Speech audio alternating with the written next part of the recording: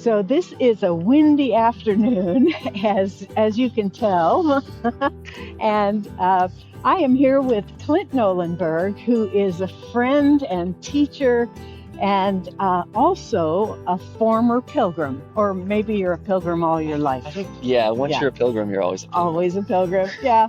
And so I wanted to spend a few minutes just walking with him, and we'll ask a few questions and see what his experience was like. So, Clint, I thought what we might do is just do a little bit of compare and contrast. Yeah, okay? Perfect. The people that are watching this have probably seen some or most of my videos, and so they know some of these answers already. But I went in 2024. You went in 2023 in June through July. June, okay. And I went end of August through September. Mm-hmm. I had 29 walking days, and you had 25. And I had 4 rest days, and you had 1. Which goes to show you thought I was the macho person here. No, this is the man. It's what happens if you travel with somebody who's half your age. Okay. So I went on my own, and you went with? I went with a friend, yeah. A friend, good. And let's see, there was something else I was going to ask. Oh, I stayed in hotels. And we did the hostel albergue route. Okay. And just kind of play it by ear, although we could set them up in advance, just like the day in advance. Okay. Figured out how to do that. All right. And I transferred luggage along the way, and you carried? We carried it all on our backs. All on our backs. Oh, gosh. Okay. My favorite food, I'll start with your favorite food. Your favorite food in Portugal or Spain? We didn't eat out at the restaurants quite as much as you did, hardly ever. So my favorite food would have just been the pastries in Portugal. Okay. And my favorite food was the vegetable soup. Just not that I'm all that healthy, and I love the pastries as well, but the vegetable soup was pretty great. Okay. So the people who've watched my videos know that it was driving rain when I arrived into Santiago in the Cathedral Plaza. And I would love for you to tell them that story of how you arrived in Santiago. So that was the one day that I decided to do on my own, was our last day.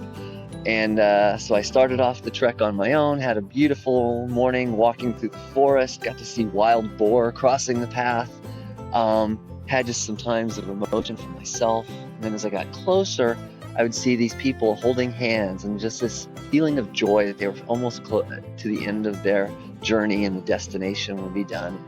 And so as I'm getting into town, Santiago, I take a little variance in the route, and as I'm getting back to the main route, I realized, oh my gosh, I started this with my friend.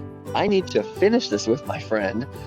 And so I got on, we had our location shared on our phone. I was trying to find him on my phone. It's like, he's 2 blocks away.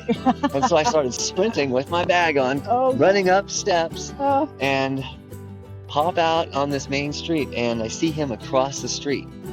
And so I just kind of parallel walk the street, waiting for him to look up and notice that there I am across. And so a few steps down, he looks up, is like, yeah. And so he was, when we finally connected, he said, thank you so much. I was thinking, am I going to not finish this with the person I started with? I said, I'm sorry, I'm here. Let's go. And so it's so nice to be able to finish it together. Yeah. An emotional time, too, with the friend. To be able to share it with a friend. Yeah. Let's start walking back, and I had one more thing to ask you. What was it? So what kind of plans do you have for other extended walks? Other extended walks? Are you ever going to do a Camino again? I would love to do a Camino again, yes. I'd like to go through the Dolomites. I hear that they have some beautiful albergues that you can hike into. Yeah. I would love to. I've heard that there is a walk through Japan. I would like to do that. You can be considered a dual pilgrim if you do that Camino through Japan and Camino in Santiago. Yeah. Oh, so you know about this? Yeah, I do. I will have to pick your brain. Yeah. For now, that's what I have in my mind. How about Okay, you? good. Well, not sure, but yes, definitely walking is something I will be doing in the future. Not sure where, but it'll definitely be something I'm doing. Yeah. So this has really helped me. In just talking with Clint has helped me to see it takes all forms, right? Just length, place, accommodations, all of that can just depend on what you want. Exactly. Yeah. And everybody that I would talk to said the journey is so individualized. It's always going to be your journey. It's your Camino. Yeah. So whether or not you decide to actually do a Camino or maybe just a 10-mile walk around the neighborhood, it will be yours.